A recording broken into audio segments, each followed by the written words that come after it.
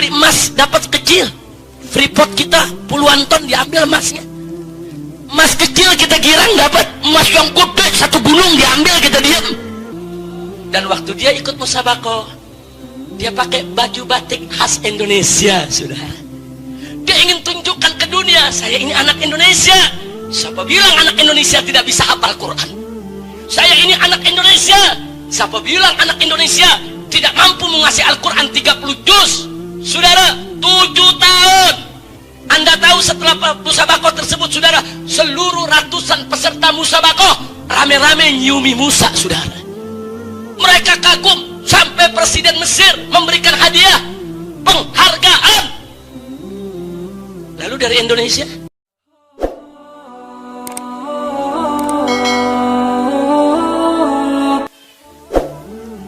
ada olimpiade, dipertandingkan salah satu cabang olahraga adalah bulu tangkis, yang selama ini Indonesia sering menjadi juara, tapi setelah satu dekade ini Indonesia hampir tidak pernah jadi juara lagi, saudara. Nah, kemudian berperanlah media, saudara. Berperanlah media bagaimana memberikan sokongan, dukungan supaya bulu tangkis ini kita bangkit lagi, saudara. Mendorong kanan, dorong kiri, dorong kepala negara, dorong menterinya untuk punya perhatian kepada perbulu tangkisan. Nah, begitu kemarin kita menang di ganda campuran, Tantowi dan Liliana, saudara, menang di olimpiade, mendapatkan medali emas, saudara. Luar biasa gegap gempitanya disiarkan oleh televisi.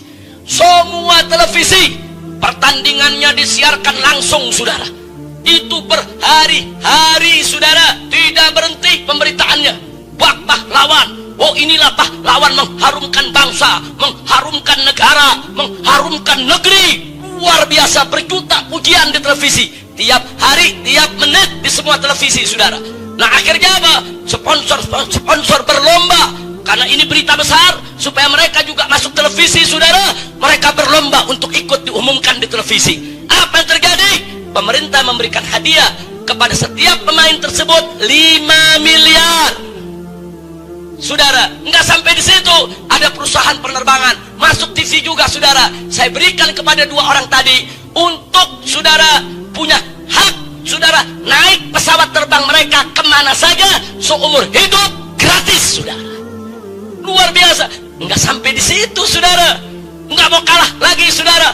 Negara memberikan pensiun seumur hidup sampai mati setiap bulan buat si pemain bulu tangkis tadi 20 juta rupiah. Pegawai negeri aja nggak ada pensiunnya 20 juta rupiah per bulan, saudara.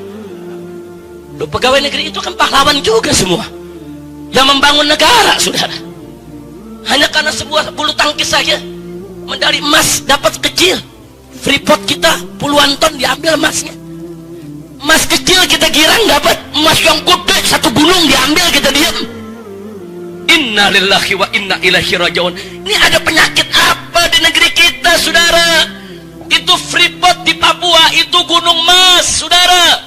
Ribuan ton emas dibawa ke Amerika Serikat, saudara. Kita nggak bisa berbuat apa-apa. Kita dapat medali emas cuma kecil, medali emasnya cuma segini, saudara. Kita girang pahlawan dunia. Inna lillahi wa inna ilaihi raji'un. Tolong perhatikan baik-baik, ini yang terjadi di negeri kita. Begitu Tantowi dan Liliana pulang, saudara, ke Jakarta, disambut di bandara bagaikan pahlawan, dibikin arak-arakan keliling Jakarta, saudara. Inilah pahlawan Indonesia, mengharumkan nama bangsa dan negara. Luar biasa. Saya hanya ingin Anda catat itu kejadian. Sekarang yang kedua, kejadiannya lagi. Seorang pembalap bernama Rio Haryanto, saudara. Luar biasa. Anda tahu, perusahaan-perusahaan di Indonesia patungan, saudara, menyumbang dana 15 juta euro, saudara. 1 euro hampir sama dengan 1 dolar, kurang lebih 15 ribuan, saudara. Jadi kalau 15 juta euro, itu kalau 1 euronya 10.000 saja, sudah 150 miliar. 15 juta euro itu hampir setara dengan 250 miliar, saudara. Diberikan dana 250 miliar, padahal belum menang, belum, saudara, baru mau ikut. 250 miliar disediakan dana, saudara, tiap hari disiarkan di televisi. Rio pembalap Indonesia, Rio manusia tercepat Indonesia, Rio pahlawan Indonesia. Luar biasa.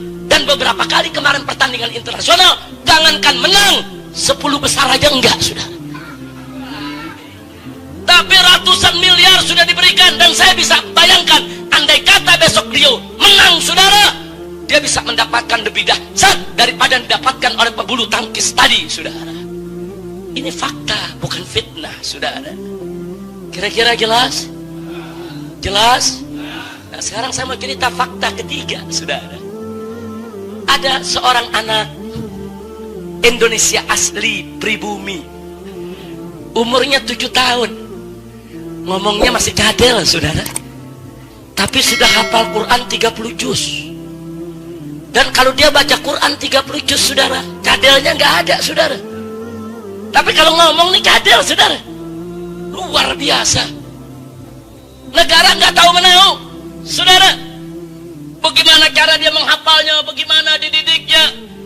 Musa diikut sertakan dalam musabaqah tilawatil Quran internasional di Mesir, saudara. Lawannya anak-anak 10 tahun ke atas, cuman Musa yang usianya 7 tahun, saudara. Dan Musa berhasil menjadi juara 3 hafal Al-Quran 30 juz sedunia. Itu juara 3 karena lawannya 10 tahun ke atas. Tapi kalau bicara usia 7 tahun, saat ini Musa adalah, saudara, juara pertama dunia di umur 7 tahun yang hafal Al-Quran 30 juz. Dan waktu dia ikut musabaqah, dia pakai baju batik khas Indonesia, saudara. Dia ingin tunjukkan ke dunia, saya ini anak Indonesia. Siapa bilang anak Indonesia tidak bisa hafal Quran? Saya ini anak Indonesia. Siapa bilang anak Indonesia tidak mampu menguasai Al-Quran 30 juz? Saudara, 7 tahun. Anda tahu setelah musabaqah tersebut, saudara, seluruh ratusan peserta musabaqah rame-rame nyiumi Musa, saudara. Mereka kagum sampai Presiden Mesir memberikan hadiah penghargaan. Lalu dari Indonesia mana? Dari pemerintah kita mana? Ada stasiun-stasiun TV yang menyiarkan cuman TV One, cuman sekali, cuman cuplikan dikit, maaf, kayak orang ngupil sebentar. Udah, beritanya segitu doang, saudara. Setelah itu nggak lagi diekspos, saudara. Yang ramekan di medsos, saudara. Di medsos kita angkat rame-rame, saudara. Tapi di media-media mainstream, saudara, yang memang sejak awal sudah memberikan frame jelek untuk umat Islam, saudara, mereka enggak menyiarkan gegap gempita. Makanya presiden enggak tertarik, wakil presiden enggak tertarik, karena enggak ada beritanya di TV, saudara. Kenapa pebulu tangkis baru main bulu tangkis begitu aja dapat 5 miliar, saudara? Bahkan dapat pensiun 20 juta per bulan seumur hidup. Maskapai penerbangan memberikan tiket seumur hidup. Lalu mana untuk Musa? Ada yang memberikan 5 miliar, ada yang memberikan tiket untuk seumur hidup, ada yang memberikan Musa ini, saudara, untuk sekolahnya dijamin beasiswa sampai lulus kuliah nanti. Tidak ada. Insya Allah. Ada apa dengan republik ini, saudara? Ada apa? Pebulu tangkis gegap gempita kita anggap sebagai pahlawan.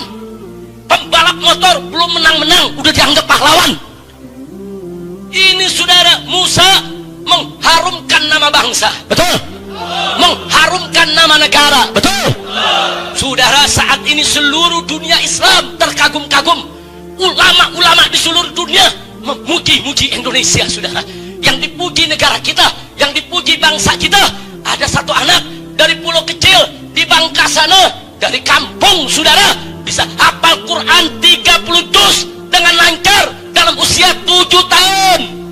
Subhanallah. Ini yang mengharumkan nama bangsa, ini yang mengharumkan nama negara, ini yang mengharumkan kita semua. Bukan bulu tangkis, bukan balapan, saudara, tapi ini yang menjadikan Indonesia dikagumi di seluruh dunia Islam, saudara. Sallu ala Nabi. Insyaallah. Jadi saya hanya ingin memberikan fakta. Yuk sama-sama kita merenung. Yang saya ingin ajak merenung adalah Apa sih yang sedang terjadi di negeri kita sebetulnya? Ada apa sih di negeri kita kok begitu? Ada apa sebetulnya? Apa udah rusak betul moral kita?